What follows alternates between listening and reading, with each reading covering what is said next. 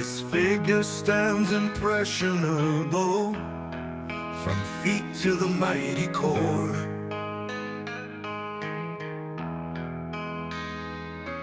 The silently lay unjust, let out with a mighty roar.